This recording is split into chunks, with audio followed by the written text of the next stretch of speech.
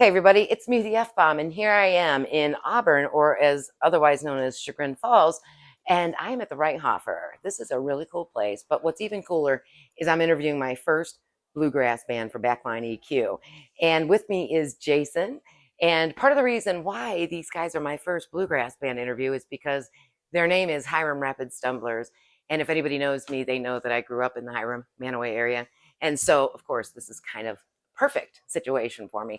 So thanks for coming on, Jason. I appreciate it. So do you know the difference between Hiram and Hiram Rapids? Well, the river is down in there, and that would be the rapids. That's right. That's exactly right. That's exactly. They're two different places. That's right. Lots goes on the river. Sometimes you don't want to talk about it either. So yeah. So why don't you tell me about that name? What is it implying? I have an idea, but the Stumblers? Yeah, it kind of gives it away. So the story is way back in the day. This is about 20 years ago before I was in the band. Everybody was busking in Kent, and somebody came up to interview Scott, who's kind of our main guy, and they said, "What's the name of your band?" And he blurted out the Hiram Rapids Stumblers. He lives in Hiram Rapids, and we do tend to stumble a little bit. We've tamed. We're older now, so we've tamed a little bit. Either that, or you just get a little wilder earlier in the day. Maybe that's how. Maybe, or maybe we just hurt more the next day. Yeah. And you say I won't do that again, but I say that a lot. Yeah. So, what is busking? Some of our viewers may not know what that is. So, busking is you play totally acoustic out on the street, and playing acoustic is something that our band. That's what we do. When we practice, we don't use microphones. There's no amplifiers. There's no nothing. We stand around a kitchen table and we play music. So that's what most of us grew up doing. I see. So is any of the music that you're playing, is it mostly Americana standards or is some of this your own music? You tell me. So there's a big mix. People call us bluegrass, and that's fair to call us bluegrass. A lot of what we do is bluegrass. We love bluegrass music. We also play old rock songs. We play traditional country songs. We play songs that are so old and nobody knows who wrote them. We have a bunch of our own originals that we do.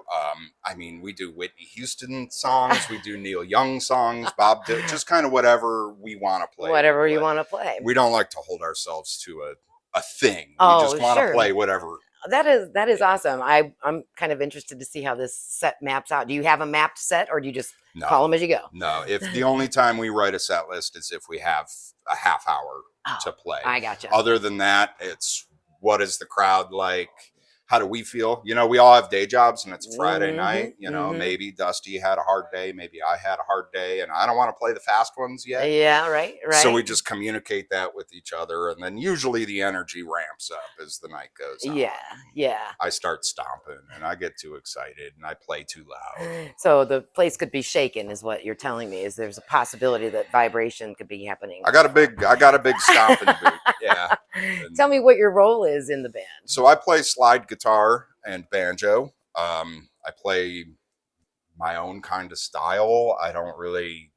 You don't have an influence? I have a lot of influences, like old blues music. I was a 13-year-old kid listening to old blues music on my headphones on the bus ride to school.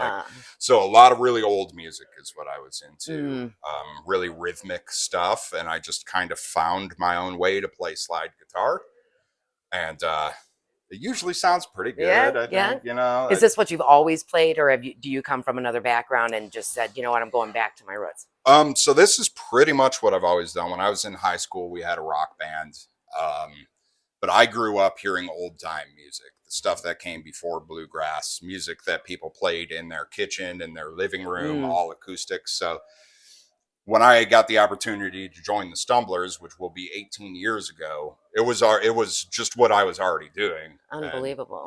Unbelievable. So my whole style, everything about music has been formed through playing with these guys. So. Wow.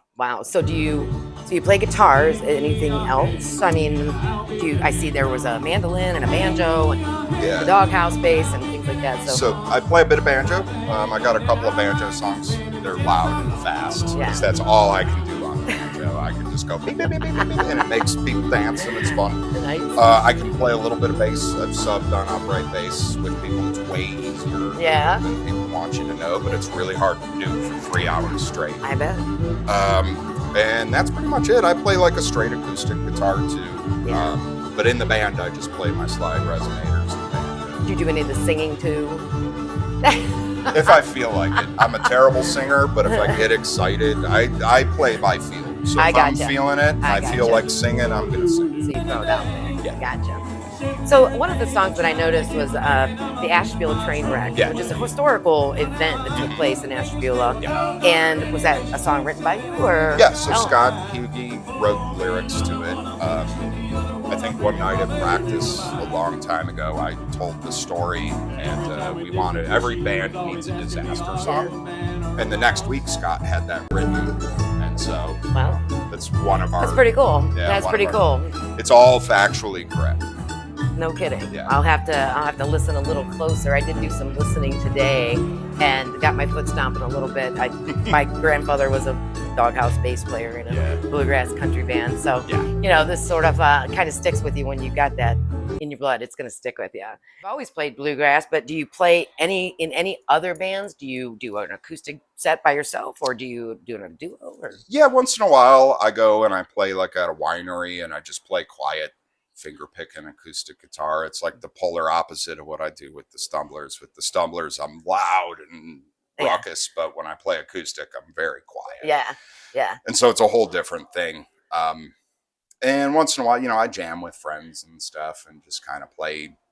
I love all music, and if I could find a way to insert myself into somebody else play it, I'm going to do that. I think what maybe the misconception of the style of music that you're playing is that it's low-keyed and laid back, which, yes, of course, there may be some of that. But generally speaking, it's high energy and soulful, very much vibrates deep within. And people can't help but at least tap their foot or their hand to the music because something resonates with them. So it is a style of music that once you get into it a little bit and appreciate for what it is, then it goes a little bit deeper for you, and you can understand more of what that person's trying to convey. And the voice in this style of music is really quite important, in my opinion. It's quite important. I mean, it's just as important as these skillful players.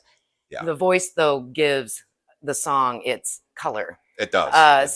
That's just the way I take it. And there's kind of two ways to go about bluegrass and traditional music. And there's the way where people try to preserve it. And that's fine. That's cool. But you're trying to preserve this sound or these songs. We treat the songs like they're a living thing. Every time we play a song, it's going to be a little bit different. That is a cool way of, if more musicians could convey that. They probably can, but they can't put it to words just like you just did. Yeah. That's pretty cool. I've thought about it a lot. Yeah. What am I going to say to that lady when she... Well, it's kind of like what makes my band different from other bands that play traditional music. And I think that's it, is that we don't treat it like a museum piece. We will take an old traditional song, and because we only want to play 3 chords and we want to play it fast, and it'll come out the way it comes out because we're the Stumblers. We stumblify it. Well, I'm looking forward to that. Now, what's coming up for the Stumblers in 2025? Anything notable that's like really looking forward to? Any big events that might be? Nothing big, just more gigs. Every time I get to come to a place and play music for people and people come to hear me, like, I'm like the luckiest guy in the world. Like, I get to come and play my guitar like a caveman to people, and it's awesome. It's amazing. So every gig that I have lined up is something special and something big for me. That is a great way of looking at it. And anyone who comes out, it's like, I still can't believe that people are coming. I appreciate it so much. Yeah. I think the hidden gem being this traditional music and things, we can all go out and see a rock band whenever we want, or a country band, or even an acoustic duo whenever we want. You're not going to always find a traditional or a bluegrass band just around every corner. Yeah. So, and a high energy one. Yeah, that too. Yeah. Jason, I really enjoyed talking to you. That was great. Thank you so much. No problem. I really do appreciate it. Yeah.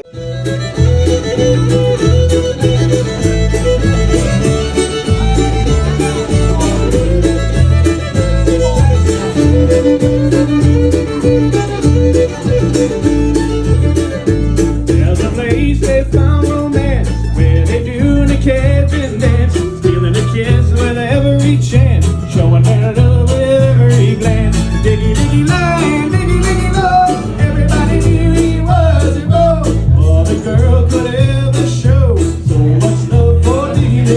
one thing about visiting the Hiram Rapids Stumblers is the fact that these guys really love what they do, and it shows in the music that they're playing. The audience loved what they did. The band was eating it up. The band was so entertaining. It was a casual, laid-back atmosphere, and you really got to just take in the music without all of the stumbling, bumbling loudness that usually goes along with people traipsing around on a dance floor and things. It's just a different vibe when you're checking out this sort of band. The other thing is I could not obtain any extra video or pictures because I was basically stuck in my chair because the room was full. You really couldn't move, and to get up to use the restroom was kind of a challenge because it's a smaller room, but this band packed them in there. The band just brings up the energy of that room. The audience was happy, they were dancing, they were singing, they were a part of the whole set. It was a really wonderful night, and I do recommend, if you have not seen the Hiram Rapids Stumblers, you really should make it a point to go see them. Also, go to their Facebook page and like their page, and go hit up their YouTube also, Hiram Rapids Stumblers. They're not just bluegrass, they're thrash grass.